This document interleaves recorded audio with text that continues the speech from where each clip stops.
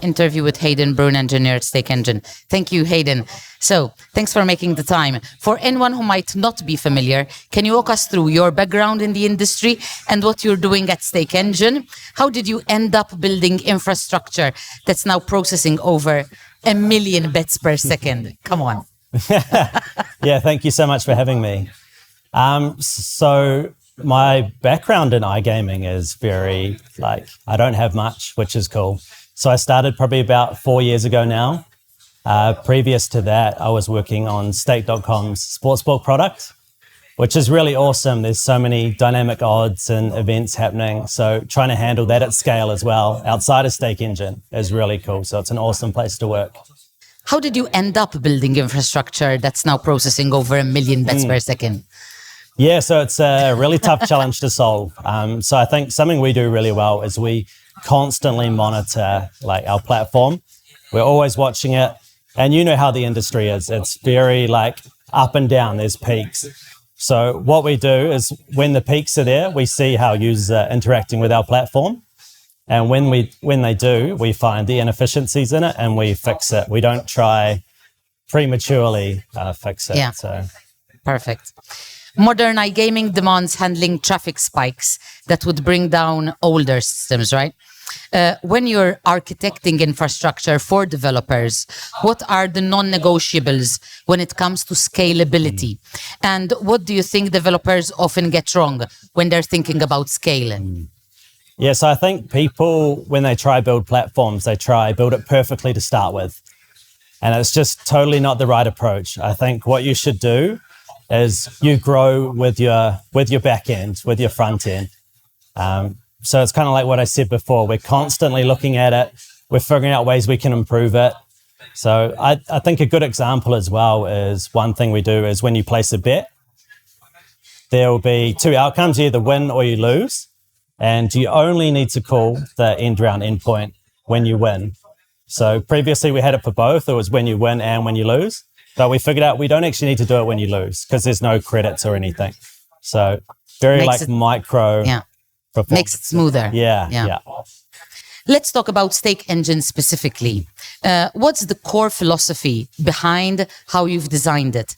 Is it just about speed?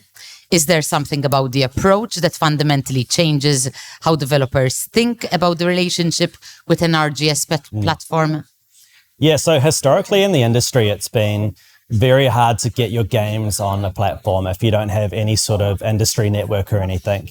So one thing we've really tried to do is make it very simple. So you sign up, there's no sign up fee, there's no nothing. It's just very simple. You sign up, You can make a game, you read the documentation and it's great.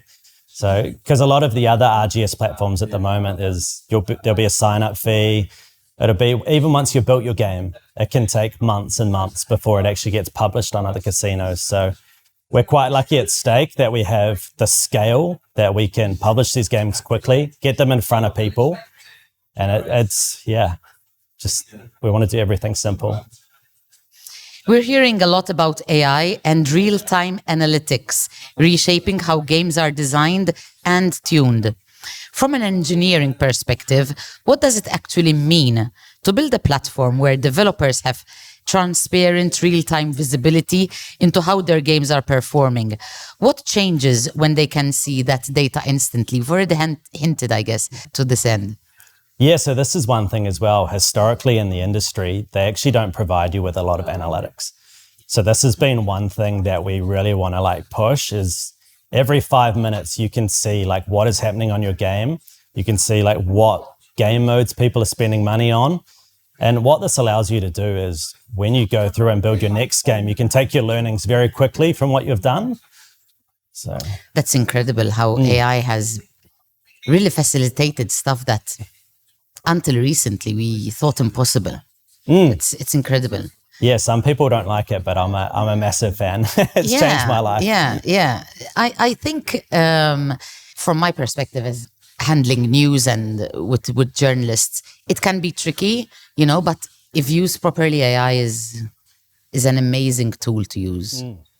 Distribution has traditionally been one of the biggest hurdles for independent developers. There are hundreds of aggregators out there. Operators manage dozens of suppliers, and getting on a platform's roadmap is brutally competitive. How do you think about solving that? And what role does infrastructure play? Yeah, so it's very similar to the other one. Traditionally, it's very hard to get your game on a platform. Like, if you don't have that industry network, then you'll basically never be able to do it. So one thing we've really tried to strive hard to do is, no matter who you are or what your team is, you can sign up and build games with us very easily. It's very similar to, say, the App Store. Like, anybody can come up and publish their app.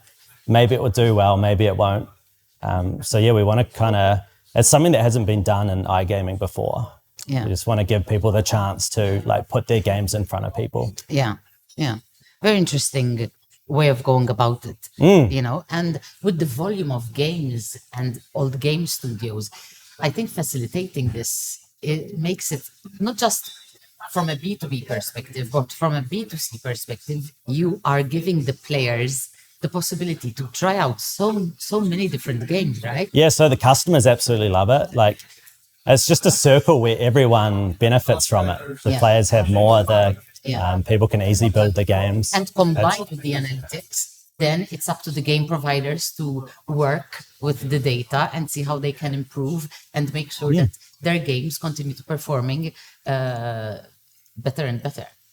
Yeah, I think it's going to be, in this next year, it's going to be really exciting, because at the rate that we're building and shipping games on our platform, the old model of having a homepage and you've got a bunch of categories, it's kind of obsolete. We're going to have to build completely new, to come back to AI as well, the recommendation engines, so people get shown games that they might like to play.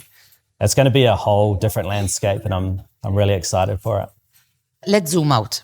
In 2026, what do you think is the biggest technical challenge the industry is going to have to solve? And what's something you're surprised more people aren't focusing on or talking about? I think the biggest thing that's happening in the industry at the moment is all of the compliance stuff. We're seeing Stake US, for example, California pulling out of that. So I think it's going to be a big challenge to work with these government entities and see how we can do it fairly and nicely. So it's because we have Stake and Stake US as well. So when we do one, it's fine. But what happens when you have 3, 4, 5, 10, 20? What happens when every country has their own? So I think that's going to be a really interesting problem to solve. Yeah.